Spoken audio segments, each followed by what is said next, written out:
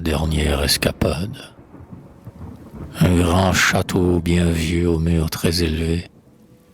Les marches du perron tremblent et l'herbe pousse, s'élançant longue et droite aux fentes des pavés, que le temps verdit d'une lèpre de mousse.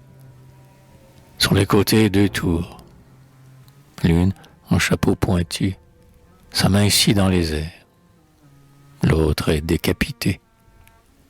Sa tête fut, un soir, par le vent emportée, mais un lierre grimpait jusqu'au faîte abattu, s'ébouriffe au-dessus comme une chevelure, tandis que, s'infiltrant dans le flanc de la tour, l'eau du ciel, acharnée et creusant chaque jour, l'entr'ouvrit jusqu'en bas d'une immense fêlure. Un arbre, poussé là, grandit au creux des murs, laissant voir vaguement de vieux salons obscurs. Chaque fenêtre est morne ainsi qu'un regard vide. Tout ce lourd bâtiment caduc, noirci, fané, que la lézarde marque au front comme une ride, dont s'émiette le pied, salpêtre miné, dont le toit montre au ciel ses tuiles ravagées, à l'aspect désolé des choses négligées. Tout autour, un grand parc sombre et profond s'étend. Il dort sous le soleil qui monte et l'on entend, par moments, passer des rumeurs de feuillage, comme les bruits calmés des vagues sur les plages, quand la mer resplendit au loin sous le ciel bleu. Les arbres ont poussé des branches si mêlées que le soleil, jetant son averse de feu, ne pénètre jamais la noirceur des allées. Les arbustes sont morts sous ces géants touffus, et la voûte a grandi comme une cathédrale. Il y flotte une odeur antique et sépulcrale, l'humidité des lieux où l'homme ne va plus. Mais sur les hauts degrés du perron qui domine, les longs gazons qu'au loin de grands arbres terminent, des valets ont paru, soutenant par les bras de vieillards très courbés qui vont à petits pas. Ils traînent lentement sur les marches verdies, les hésitations de leurs jambes roidies, et tâtent le chemin du bout de leurs bâtons. Très vieux, l'homme et la femme, ébranlant du menton, ils ont le front si lourd et la peau si fanée qu'on ne devine pas quel pouvoir enfonça au moelle de leurs os cette vie obstinée. Affaissés dans leurs grands fauteuils, on les laissa, pliés en deux, tremblant des mains et de la tête. Ils ont baissé leurs yeux que la vieillesse est bête et regardent tout près, par terre, fixement. Ils n'ont plus de pensée. Un long tremblotement semble seul agiter cette décrépitude. Et s'ils ne sont pas morts, c'est par longue habitude de vivre à deux, tout près l'un de l'autre toujours, car ils n'ont plus parlé depuis beaucoup de jours.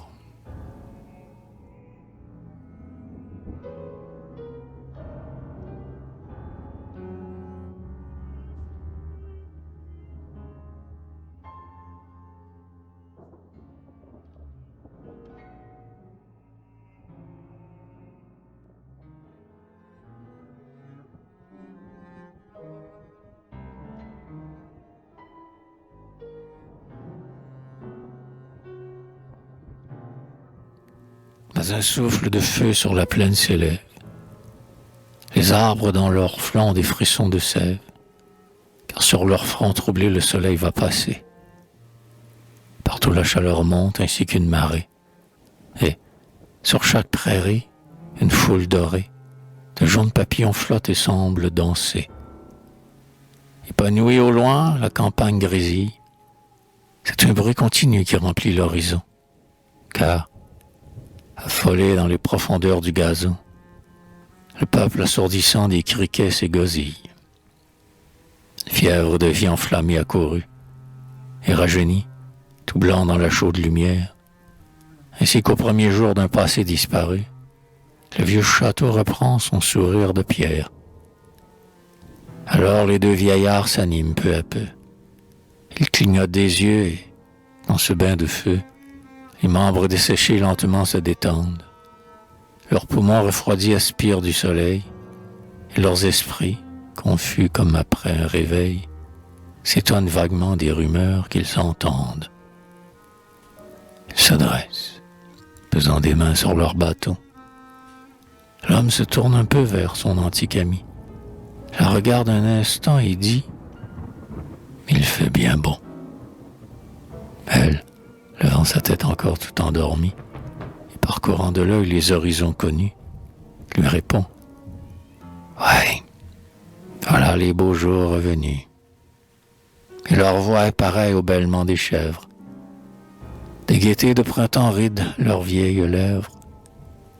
Ils sont troublés, car les senteurs du bois nouveau les traversent parfois d'une brusque secousse, ainsi qu'un vin trop fort montant à leur cerveau. Ils balancent leur front de façon très douce et retrouvent dans l'air des souffles d'autrefois.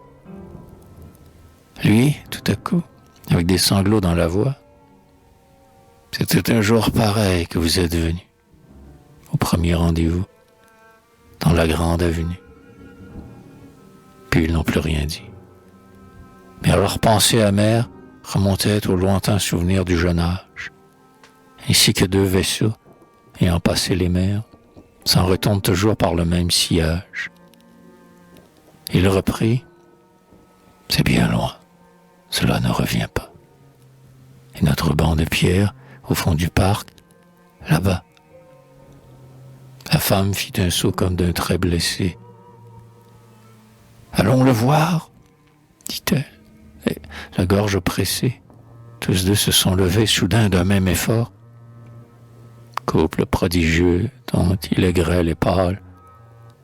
Lui, dans un vieil habit de chasse à boutons d'or.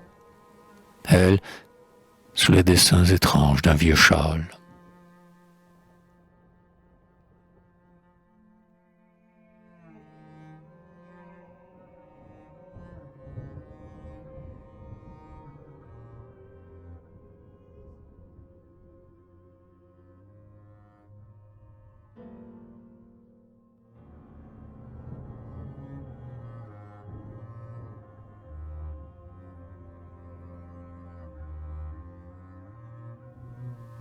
Ils guettèrent, ayant grand-peur d'être aperçus.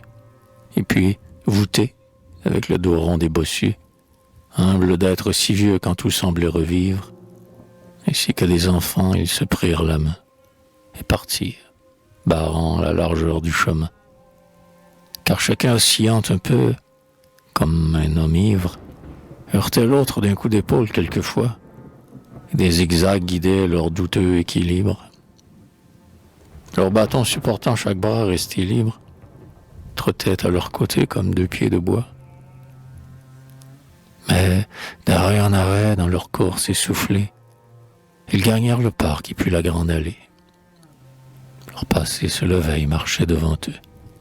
Et sur la terre humide, ils croyaient voir, par place, l'empreinte fraîche encore de leurs pieds amoureux, comme si les chemins avaient gardé leurs traces, attendant chaque jour le couple habituel.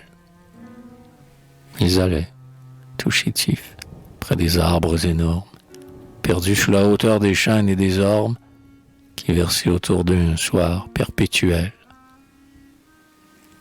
Et comme un livre ancien dont on tourne la page. « C'est ici », disait l'un.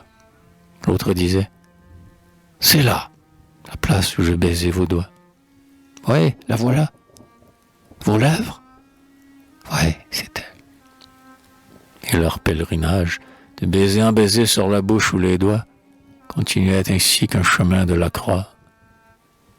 Ils débordaient tous deux d'allégresse passée, et l'encre prend le cœur vers les bonheurs finis, en songeant que jadis, les tailles enlacées, les yeux parlant au fond des yeux, les doigts unis, muets, le sein troublé de fièvres inconnues, ils avaient parcouru ces mêmes avenues.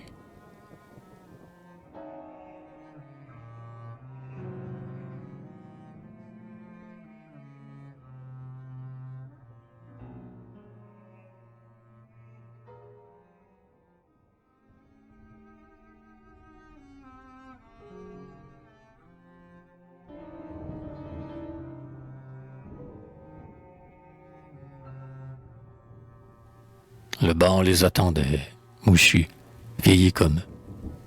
« C'est lui, dit-il. C'est lui, reprit-elle. Ils s'assirent, et sous les chauds reflets des souvenirs heureux, les profondes noirceurs des arbres s'éclaircirent. Mais voilà que dans l'herbe ils virent s'approcher un crapaud centenaire aux formes empâtées. Il imitait, avec ses pattes écartées, des mouvements d'enfant qui ne sait pas marcher. Un sanglot convulsif fit râler leur haleine.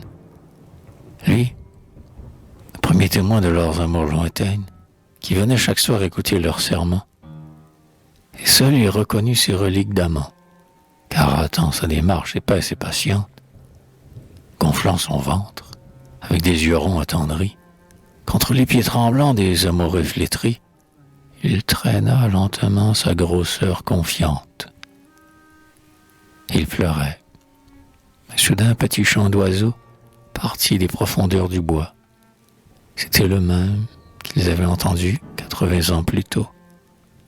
Et dans l'effarement d'un délire suprême, du fond des jours finis devant eux accourus, par bond, comme un torrent qui va, sans cesse accru, toute leur vie, avec ses bonheurs, ses ivresses, et ses nuits sans repos de fougueuses caresses, et ses réveils à deux si doux, l'ail brisé, et puis, le soir, courant sous les ombres flottantes, les senteurs des forêts aux sèves excitantes, qui prolongent sans fin la lenteur des baisers. Mais comme il s'imprégnait de tendresse, l'allée s'ouvrit, laissant passer une brise affolée, et, parfumée, frappant leur cœur, comme autrefois, ce souffle qui portait la jeunesse des bois, réveilla dans leur sang le frisson mort des germes. Ils ont senti, brûlés de chaleur d'épiderme, tout leur corps tressaillir et leurs mains se presser, et se sont regardés comme pour s'embrasser. Mais au lieu des fronts clairs et des jeunes visages, apparus à travers l'éloignement des âges, qui les emplissaient de ces désirs éteints, l'une tout contre l'autre étaient de vieilles faces, se souriant avec de hideuses grimaces. Ils fermèrent les yeux, tout défaillants, étreints, d'une terreur rapide et formidable comme l'angoisse de la mort. « Allons-nous-en, » dit l'homme. Mais ils ne purent pas se lever, incrustés dans la rigidité du banc, épouvantés d'être si loin, étant si vieux et si débiles, et leur corps demeurait tellement immobile qu'ils semblaient devenus des gens de pierre. Et puis, tous deux, soudain, d'un grand élan, se sont enfuis. Ils geignaient de détresse, et sur leur dos la voûte versait comme une pluie un froid lourd, goutte à goutte. Ils suffoquaient, frappés par des souffles glacés, des courants d'air de cave et des odeurs moisies qui germaient là-dessous depuis 100 ans passés. Et sur leur cœur, fardeau pesant, leur poésie, morte, alourdissait leurs efforts convulsifs et faisait trébucher leurs palans et poussifs.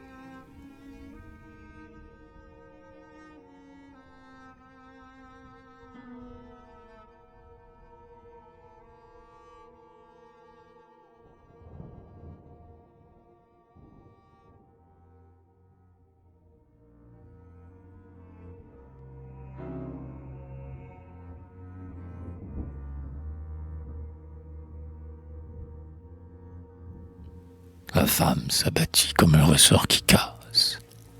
Lui resta sans comprendre et l'attendit, debout. Inquiet, la croyant seulement un peu lasse, car sa robe tremblait toujours. Puis tout à coup, l'épouvante lui vint ainsi qu'une bourrasque. Il se pencha, lui prit les bras, et d'un effort terrible, il la leva, quoiqu'il fût très peu fort. Mais tout son pauvre corps pendait, sinistre et flasque. Il vit qu'elle étouffait et qu'elle allait mourir. Et pour chercher de l'aide, il se mit à courir, avec des petits bonds effrayants et grotesques, décrivant, sans la main qui lui servait d'appui, au galop saccadé par son bâton conduit, des chemins compliqués comme des arabesques.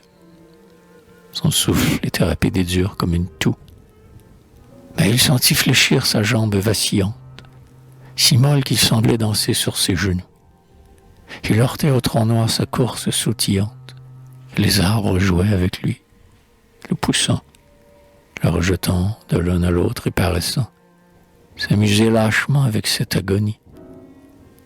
Il comprit que la lutte horrible était finie, et, comme un naufragé qui se noie, il jeta un petit cri plaintif en tombant sur la face.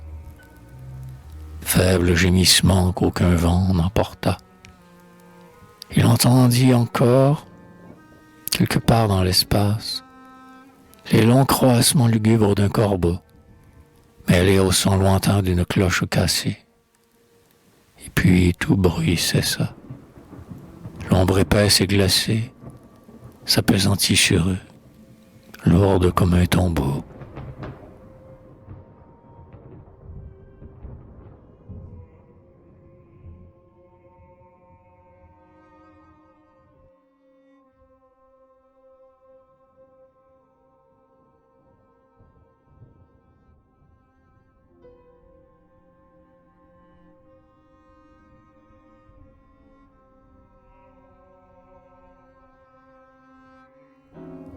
Il restait là.